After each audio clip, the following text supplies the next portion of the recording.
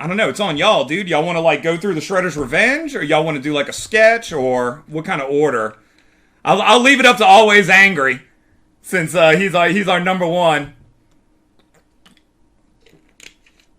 Yeah, man. So yeah, I guess we got a lot of new people here. I got to do the Jay and Silent Bob movie back in the day and work with Kevin Smith and them on Reboot. You want to do box art? All right. So here we go. Let's see. All right, Sherm, you're gonna have to give me. You got to let go for a sec. Okay. So here we go. Here's the box art for Shredder's Revenge. Let's go. And I'm gonna show y'all the pencils, the inks, all that stuff. We're gonna go through everything. A few months ago, my buddy had Steve Levine, who is like the original Mirage artist, bro. So you had Kevin Eastman and Peter Laird. They created Ninja Turtles and whatever it was. It might have been the 70s. I can always draw Metairie Trash. You can watch Metairie Trash draw. We could do that. And he ended up coming to my buddy's shop. And, dude, just a super, super cool dude. He is who they based Michelangelo on. And over the last, like, few months, we became friends. In that process, he was talking about how he was working on this box art for a video game. Dude, again, this is in February. This might have been last year. This might have been 2021. And, he was under deadline and he needed help. And so he reached out and asked if I wanted to do the box art. So he did the VHS box art, and then this is supposed to be like the toy packaging box art. So I know everybody was saying that they were from the 80s or they missed the 80s and yada yada. If you are from that time period and you were collecting Ninja Turtles, this should, hopefully it resonated. I'm 40, I'm about to be 41 in a couple months. So that was the original game plan. They wanted it to look like the box art. But for whatever reason, Nickelodeon kept changing stuff. I think it was Nickelodeon. It may have been .emu. I'm not sure. So it kind of like morphed and changed. Let's see. Appreciate that, Pinner Down. Pinner Down's the guy that I'm talking to that's like running everything. Loving and got this set. Dude, I need to get my own set. I'm hoping they'll send me like a box. Just a flat box that I can frame. But yeah, so I wanted to go through everything and then we'll go through the pencils and stuff like that. Because it's just easier. It's easier to do it like this. Let's see.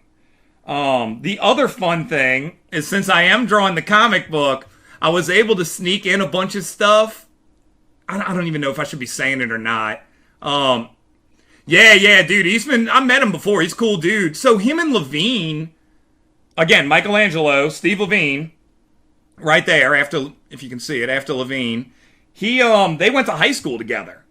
And that's how it ended up happening, that he met Kevin Laird on like a train or whatever, as the story goes. And then Levine was the first person they took on as an employee at Mirage, and he became the art director. And what's really cool is that we talked on the phone today, and I don't know... I'm hoping it happens. I think it's going to come down to scheduling, but he might be the guy that's going to color the new comic book, which would just be, I don't know. That's like, what is that like comparable to? You know what I mean? To like be working with, I don't know. It's just weird, right? So let's go through it. So the original concept was for something called Dead End Alley. And Levine was also designing a lot of the toys back in the day. So what was supposed to go on is that this thing right here, you're led to the toy through pizza tracks, right? So it's leading the Ninja Turtles to this bullseye area. And then what was supposed to happen is there's a lever and the dead end alley, the dead end sign like slams down on top of one of the turtles. So that was one of the play features. Again, he gave me a bunch of designs that were play features. The other play feature... was that it was going to have like some kind of a viewing area. I'm about to see how 80s y'all are in here. There was going to be a viewing area where you look through into the play set. And since it's a Playmates design, I thought it would be cool to make it a magnifying glass. And if you look at the font, the lettering font, it's actually Dick Tracy font right there. So this is kind of like a tip of the hat to Dick Tracy. And those kind of things. You know what I'm talking about? Because they they kind of like work together. Like the Ninja Turtles toys and the Dick Tracy toys, they were about the same size. They were both by Playmates. They came out at the same time, so you could kind of interact. You know what I mean? Like Sam Ketchum and Dick Tracy could be like the cops in the Dick Tracy world. You can use some of the goons, whatever, extra bad guys for the Turtles to fight.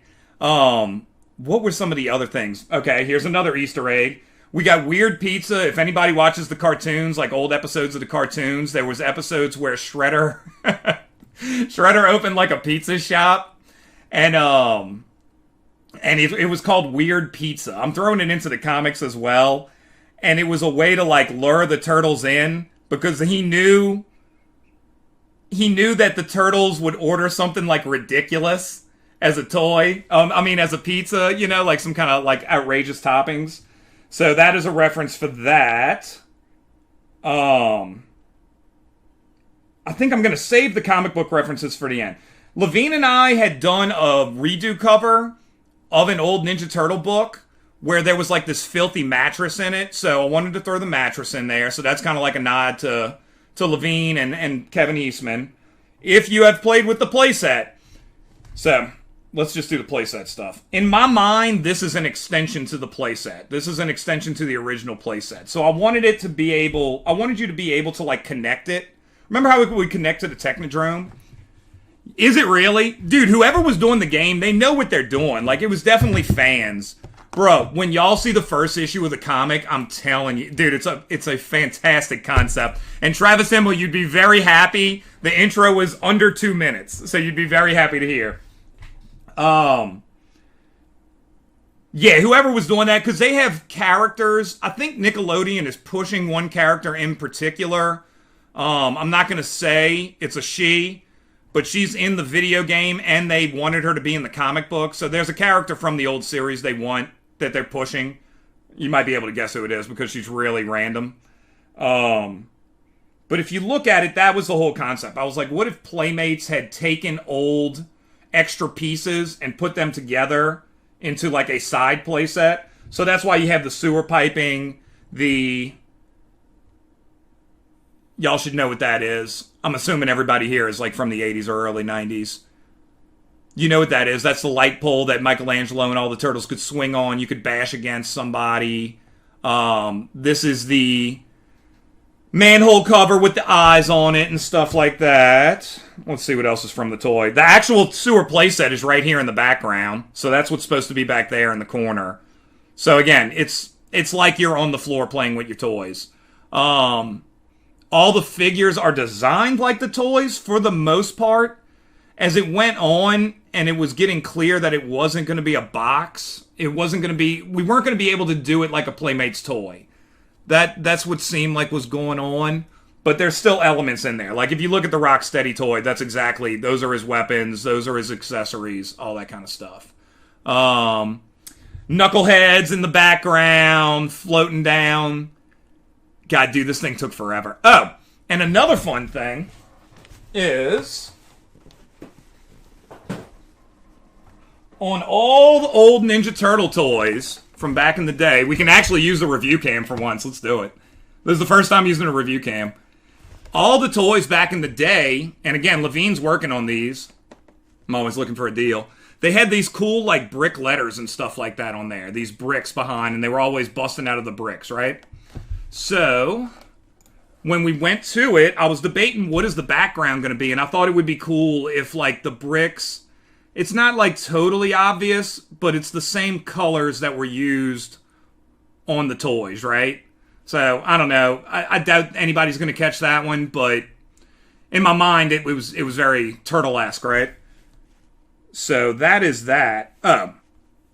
And then, obviously, you have the spike ball getting dropped down into the thing, ready to knock out some turtles and stuff. It's super mega subtle hints. But you want people to, like, dig through it, man. And from what I got from them, I think from, like, the original Levine designs, it was a different angle. You had the eye, you had the Dead End Alley thing. I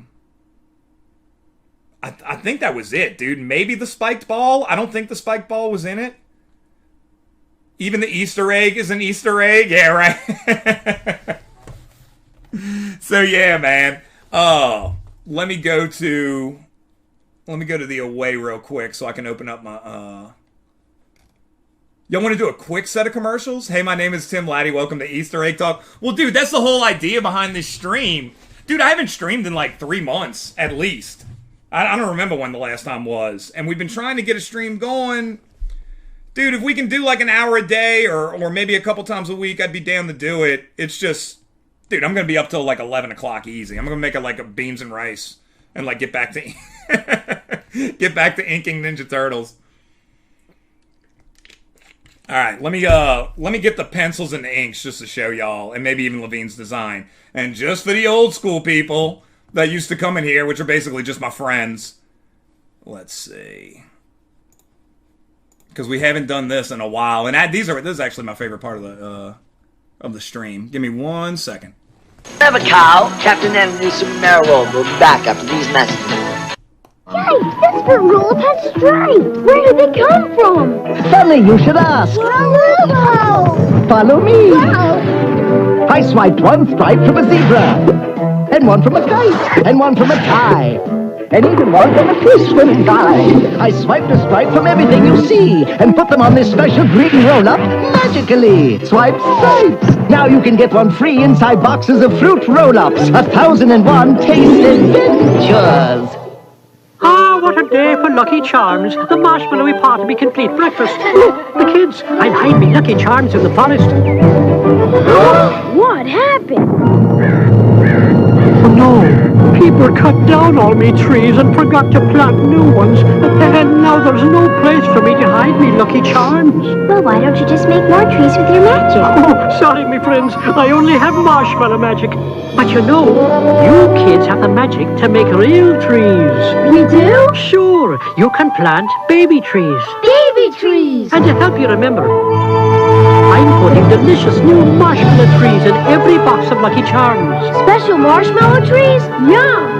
Go with me marshmallow hearts, stars, moons, clovers, diamonds, horseshoes, and balloons. Even more marshmallowy delicious. And on special boxes of Lucky Charms with new marshmallow trees, with 2 proofs of purchase, you can get your own real baby tree for free. When danger lurks or trouble's near, look for Chip to save the day. There he is! Alright, let me close this, dude. I'm just trying not to show y'all, like, real trees. Dude, bruh, I'm telling you, I got so many good commercials, man. Whenever I have to go take a people break, that's what we call it. So I only have Marshmallow Magic. It's, bruh, commercials in the 80s and 90s were an art of their own. So, y'all want to see what this thing should have looked like before we had to make a million different edits? So this is what Always Angry already saw this. And I think Travis probably saw this as well. But this is what it was supposed to be, dude. So we had to add in that wall and all that other stuff. Where's it at? What's the one with the wall? So all this was extra. We had to put this in just to... So, dude, watch how crazy this is. So the idea was, hey, make it look like a Ninja Turtle playset from the 80s. And then as I'm working on it, they kept telling them it looks too much like a playset. We don't want it to look like that. So that's why I had to add these walls in and stuff. And I don't know where that was coming from. Limited Run was great to work with. Everybody was like really cool over there. It was just kind of funny how things changed as we were going through it. But this is the original design. This is what I really wanted it to look like. Open. And wouldn't that be cool as a real playset? You know what I mean? Like where you could take all your vintage figures and put this on a shelf or something. Like it would fit perfectly on a shelf. And or... Oh, wait, what's going on? Somebody's balding? Alright, jeez. Y'all on your own. Your genetics are your problem in here. So that is that. Let's go through this. These are the pencils. So you can see the rough idea with the pencils. I think there were edits made on these pencils too. And I just used IDW paper, which I just made an IDW template. And these are the inks. And I have the original inks as well sitting around here. No, these are the pencils too. But yeah, that is more or less it for that. Oh, then no, that's untrue. That is a lie. Team Chief, these are the edits. We don't need those. We don't need those. So like I said, I like Pad Warrior. I'm doing the Ninja Turtle comic book for IDW. Do we have music? All right.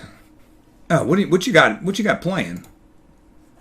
Hold up. We need how do we do it around here? Is my Spotify not in alphabetical order?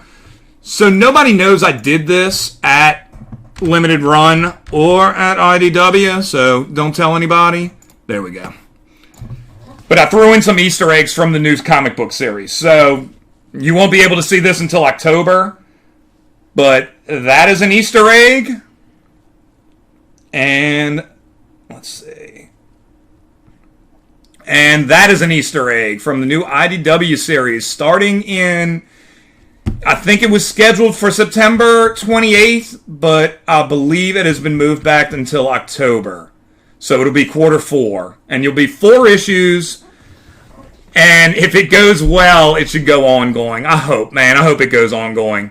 So I'm pretty excited about that because it's a lot of fun. And the first issue is just insane, y'all. It's friggin' nuts.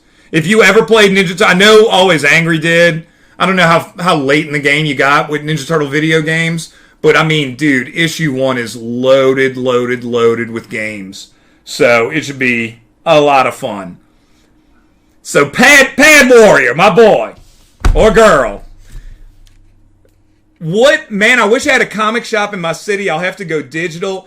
Dude, as long as you're like getting it and sharing it and stuff like that, that would be much appreciated. Because I would like to do this as long as possible. And the writer on it, so I worked on, a little brief history. I've been at IDW for quite a few years. And I was the, like, I don't know, the bench player for Ghostbusters, however you want to put it. So you had an amazing, one of my favorite artists, Dan Schoening, the colorist, Louis Delgado, and then Eric Burnham was the writer. And the dude is unbelievable. He is you can just tell from his scripts and from his art direction and just even like talking with him. Like he's just one of those dudes like that watch like a million 80s movies, watch a ton of video games, all that kind of stuff. And bro, he has loaded in. Please do. I wish I could show y'all stuff. I cannot yet. It's way too early to start sharing things. I'm telling you. Here's my deal. If you buy Ninja Turtles #1, Saturday Morning Adventures #1, and you do not like it, I will buy you a pizza. That is the deal. I made a deal like that with somebody on Instagram. I make the same deal to all y'all. Black Chamber, Pad Warrior, I don't care if it's digital or not. If you buy it and don't like it, well, I hope you're hungry. But yeah, dude, I will get you a pizza.